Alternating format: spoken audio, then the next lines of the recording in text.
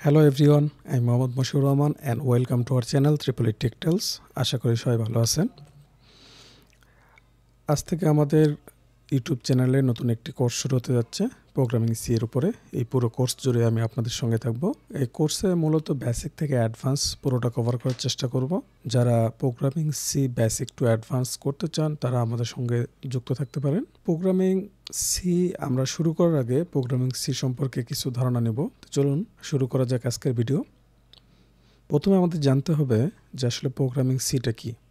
Programming C একটা general purpose language যেটা develop করেন ডেনিস রিচি। উনি 1972-তে এটি ডেভেলপ করেন। আসলে এই প্রোগ্রামিং সিটা আমরা কেন শিখব বা এই প্রোগ্রামিং সিটা আমাদের জন্য জানা দরকার কেন, এটা একটু আমরা বেসিক ধারণা নেই। যে এটা হচ্ছে আমাদের কোর প্রোগ্রামিং ল্যাঙ্গুয়েজ, যার মাধ্যমে আমরা অন্যান্য প্রোগ্রামিং ল্যাঙ্গুয়েজ যেটা আছে সেটা আমরা তৈরি করতে পারি। যেমন আমরা যদি বলি জাভা, পাইথন, এসব বড় বড় প্রোগ্রামিং ল্যাঙ্গুয়েজ, এই প্রোগ্রামিং ল্যাঙ্গুয়েজগুলোও ডেভেলপ করা হয়েছে প্রোগ্রামিং সি এর মাধ্যমে। আবার ধরেন যে আপনি অপারেটিং সিস্টেম তৈরি করবেন সি এর মাধ্যমে। এখন আমরা একটু দেখি ফিচার কি কি আমাদের এই প্রোগ্রামিং ল্যাঙ্গুয়েজ সিতে।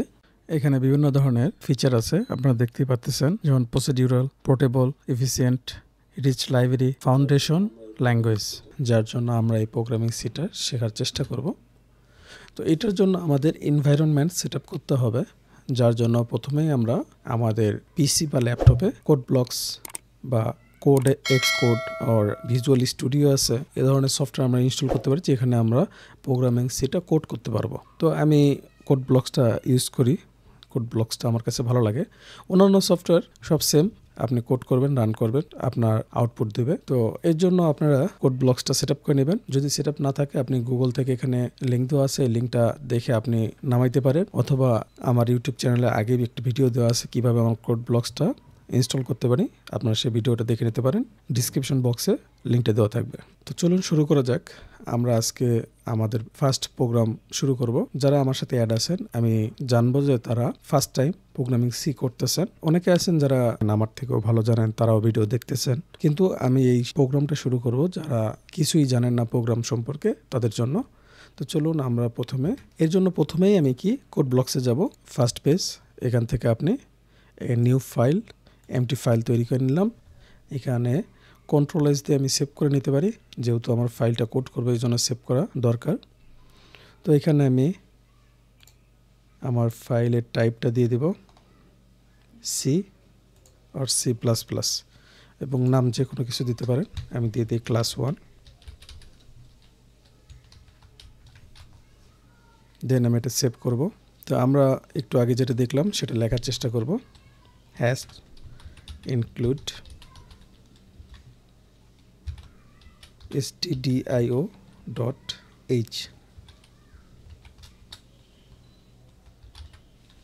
integer main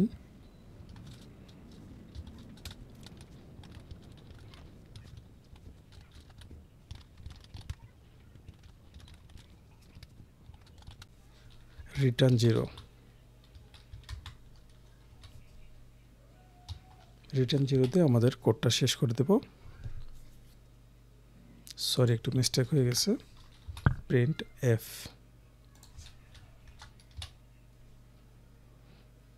এরপরে আমি এখান থেকে রান দিতে পারি যদি আমার বিল্ড করা থাকে, অথবা আমি এখানে সরাসরি বিল্ড অ্যান্ড রান দিয়ে দিব। তাহলে আমাদের সামনে এরকম একটা ইন্টারফেস আসবে এবং এখানে দেখাবে আমরা যে প্রিন্ট এফের ভিতরে যে কোডটা লিখছি হ্যালো ওয়ার্ল্ড, সেটা আমাদের রানে দেখাই দিতেছে যে হ্যালো ওয়ার্ল্ড। এরপরে কিছু সিস্টেম আছে, যেমন প্রসেস রিটার্ন 0। এটা আমাদের রিটার্ন যেটা করছি রিটার্ন 0, সেই রিটার্নটাই করে দিয়েছে। আমাদের টাইম যেটা লাগছে এই কোডটা রান করতে টাইম লাগছে 0.13 সেকেন্ড। এখন এটা কেটে দেওয়ার জন্য যে কোনো একটা কি যদি কিবোর্ড থেকে প্রেস করি তাহলে এটা আমার কেটে যাবে। আমি তো এই ওয়ার্ডটা লিখলাম এবং এর ভিতরে অন্য কিছু লিখতে পারি। সাপোজ আমি লিখলাম হাই। আমি যদি বিল্ড অ্যান্ড রান দেই তাহলে সেটাও কি হবে, আমার প্রিন্ট হয়ে যাবে। তো আমি কেটে দিলাম। দেন আমার তো এই জিনিসটা যে লিখলাম এটাই হলো আমাদের মেইন অবকাঠামো, যার ভিতরে আমি আমার প্রোগ্রামটাকে রান করাবো বা লিখবো। তো আমি আমার স্লাইডে চলে যাই। তো এটা আমাদের মেইন প্রোগ্রাম ছিল, আমি প্রোগ্রামটা লিখছি। তো প্রোগ্রামটা লিখলাম, কিন্তু প্রোগ্রামটা সম্পর্কে আমাদের জানতে হবে। তো যে লাইন লিখলাম, লাইনের অর্থ কী, লাইন দ্বারা আমাদের কী বোঝাচ্ছে, এই সম্পর্কে আমাদের ধারণা নিতে হবে। তো প্রথমে যে লাইনটা লিখি সেটা হলো প্রিপ্রসেসর কমান্ড, এবং এর ভিতরে যে ফাংশনটা থাকে, তো এখানে যে stdio.h আছে, এটা মূলত হচ্ছে standard input output library header file, যার ভিতরে ইনপুট এবং আউটপুটের যে প্রোগ্রামটা আমরা দিব, যে প্রিন্ট এফ দিছি, এটা হচ্ছে আমাদের আউটপুট, আমরা যা দেখতে যাচ্ছি সেটা যে দিব, সেটাকে এখানে বিল্ড এফ করা আছে। তো এখন আমরা দেখি যে পরের লাইনে যে ইন্ট আমরা লিখতেছি, এটা ইন্টিজার, যেমন আমরা যে লাস্ট লাইনে যে রিটার্ন করলাম, রিটার্ন যদি না করি তাহলে প্রোগ্রামটা শেষ হবে না আমাদের, এই জন্য রিটার্ন করতে হবে। রিটার্ন যে 0 লিখছি, এই 0টা আমাদের কোন টাইপের আসতেছে এটা বোঝানোর জন্য আমাদের ইন্টিজার টাইপ দিতে হয়। আর ইন্টিজার জিনিসটা কি, যখন আমরা ডাটা টাইপ করব তখন আমরা ইন্টিজার বিষয়ে পুরো আলোচনা করব। তো এখন শুধু জেনে রাখি। এরপর আমাদের যে ফাংশনটা আছে সেটা হলো মেইন ফাংশন। তো এখানে দেওয়া আছে main is the name of the primary function, all ANSI C program must have main function named main. এর ভিতরে যে ফার্স্ট ব্র্যাকেট আছে, indicate the main name of the function, all function reference must be forward with first bracket. এই integer মেইনের পরে যে আমাদের second bracket একটা দেওয়া আছে, শুরুতে এবং শেষে একটা সেকেন্ড ব্র্যাকেট দেওয়া আছে। তো আমরা যা কোড করব মূলত সব কিছু কিন্তু এই সেকেন্ড ব্র্যাকেটের ভিতরে আমাদের করতে হবে। তো এতক্ষণ আমরা যা দেখলাম তার ফাইনাল ডিসিশন আমরা বলতে পারি যে আমাদের এই প্রোগ্রামটার এই ফাংশনটা, যেমন হ্যাশট্যাগ ইনক্লুড stdio.h, এরপরে যে ইন্টিজার মেইন লেখা আছে, এরপর যে দুইটা ব্র্যাকেট আছে, যেমন সেকেন্ড ব্র্যাকেট ফার্স্ট এবং সেকেন্ড ব্র্যাকেট শেষ, এই কয়টা লাইনটা আমাদের হচ্ছে মেইন স্ট্রাকচার, যার ভিতরে আমরা প্রোগ্রামিং সি যে কোডটা থাকে সেটা কোড করব। আমাদের কোড 1 লাইন হইতে পারে, 100 লাইন হইতে পারে, 1000 লাইন হইতে পারে, বাট আমাদের কোডটা থাকবে আমাদের এই সেকেন্ড ব্র্যাকেটের আন্ডারে। দ্যাটস মিন আমাদের এই ফরম্যাটটা সেম থাকবে।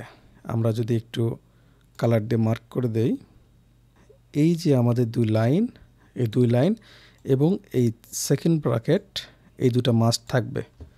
এরপরে আমরা যদি যা কোড করব সব কোড এই সেকেন্ড ব্র্যাকেটের আন্ডারে আমরা কোডটা করব।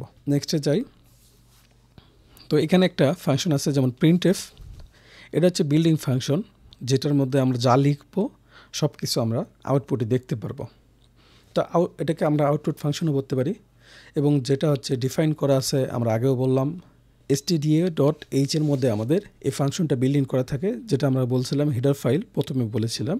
তো আমাদের প্রিন্ট এফের মধ্যে লেখা আছে হ্যালো ওয়ার্ল্ড, যার জন্য আমরা আউটপুটে দেখেছি হ্যালো ওয়ার্ল্ড শো করেছে। শেষে যে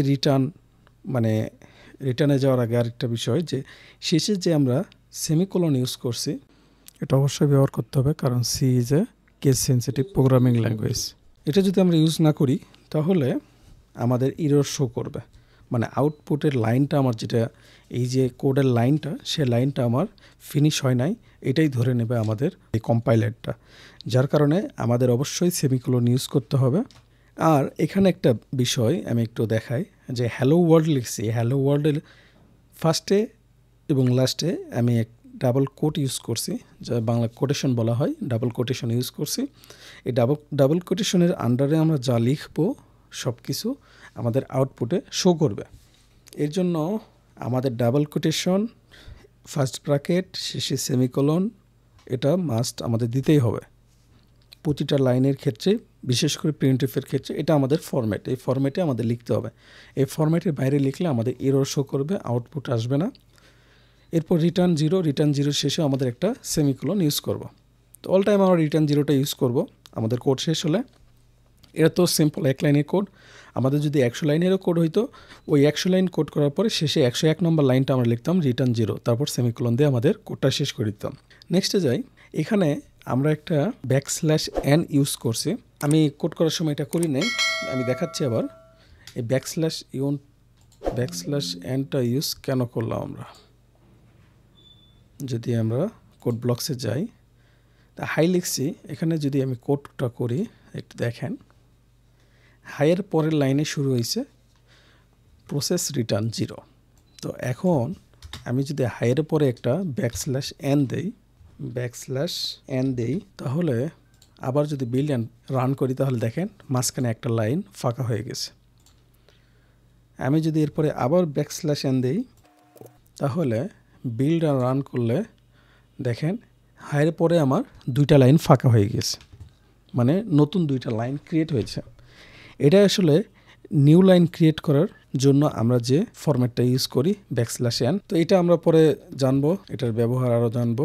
আমরা ভেরিয়েশন দেখব। ভেরিয়েশন দেখার আগে আমরা একটা চার্ট দেখব, যে ক্যারেক্টার এসকেপ সিকোয়েন্সের যে চার্টটা আছে এর আগে যেটা আমরা ইউজ করলাম \n, এটাকে বলা হয় স্কেপ সিকোয়েন্স। তো \n দিলে আমাদের একটা নতুন লাইন তৈরি হয়। আপনি যেখানেই \n ইউজ করবেন তারপর থেকেই আপনাদের নতুন একটা লাইন ক্রিয়েট হবে। সাপোজ এখানে আমি নিউ লাইন ক্রিয়েট করেছি। এখন যদি হায়ের মাঝখানে এইচ এবং আয়ের মাঝখানে যদি আমি \n দিই, দেন আমি এটাকে যদি আমার কম্পাইলারটা রান হয়ে আছে, এটাকে যদি বিল্ড অ্যান্ড রান করি তাহলে দেখেন এইচ এক লাইনে হাই এক লাইনে চলে আসছে।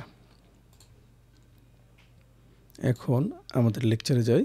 এরপরে আমরা দেখতে পাচ্ছি এখানে আছে ব্যাক স্পেস।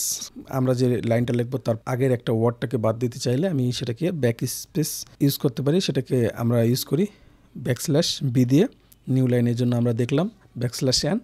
তারপরে আমরা যদি কোনো একটা লাইন শুরু করতে চাচ্ছি কিন্তু লাইন শুরু আগে যেন একটা ট্যাব স্পেস থাকে, তো তার জন্য আমাদের লাগবে \t \\\\/ বোঝানোর জন্য। যদি আমি এখানে সাপোজ কোডে দেখাই, আমি এগুলো কেটে দেই, এখানে লিখি হাই। এখন চাচ্ছি আমাদের হাইয়ের পরে একটা \/ থাকুক।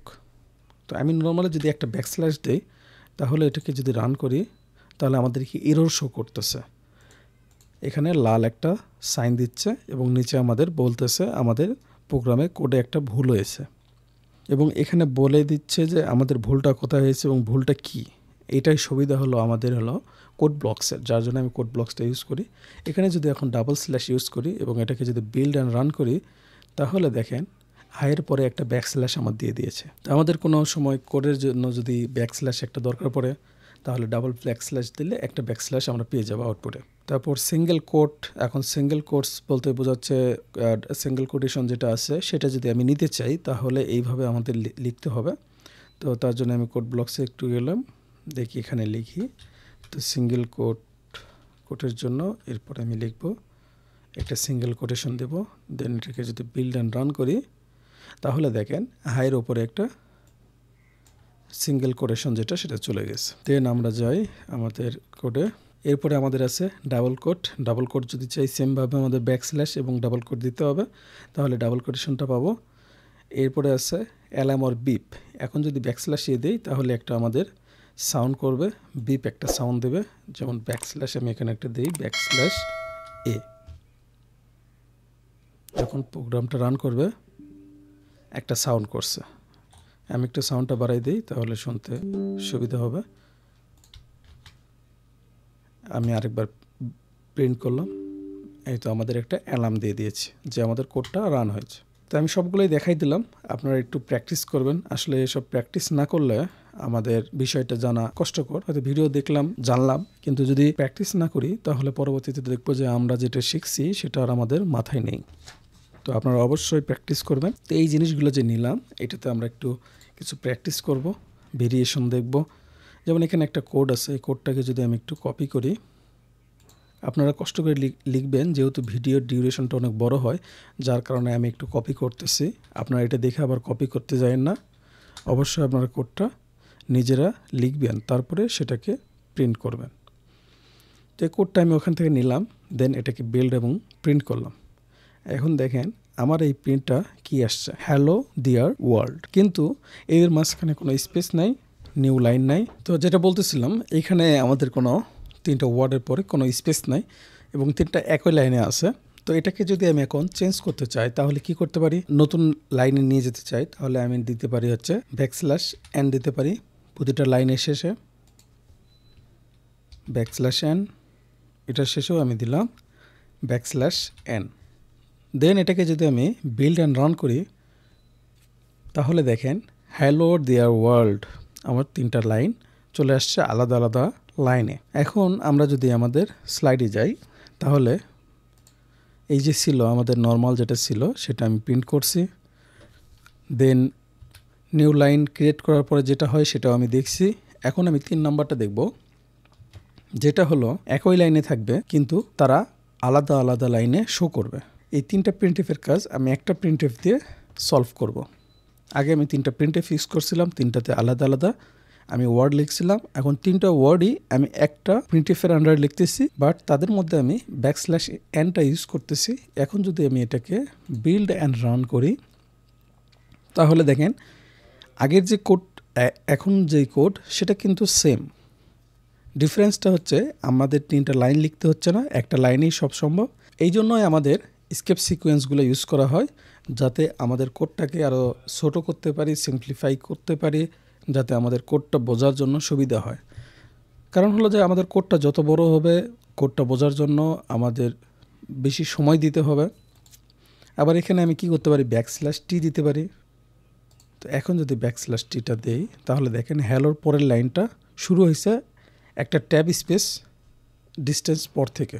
যেমন এখানে যদি আমি একটা লিখি, এখানে কোনো একটা ওয়ার্ড লিখলাম AAA, দেন এটাকে যদি বিল্ড অ্যান্ড রান করি তাহলে দেখেন হ্যালোর পরে একটা ব্যাক স্পেস ডিস্টেন্স মেনটেন করছে, তারপরে 3টা কে আমাদের আউটপুটে শো করছে। তো আজকে আমাদের ক্লাসের লেকচার এতটুকুই। তো পরের ক্লাস থেকে আমরা ধীরে ধীরে আমাদের বেসিক যে ধারণা নেওয়ার চেষ্টা করব প্রোগ্রামিং সি এর উপরে। তো সে পর্যন্তই সবাই ভালো থাকবেন, সুস্থ থাকবেন এবং আমাদের চ্যানেলের সাথে যুক্ত থাকবেন। খোদা হাফেজ।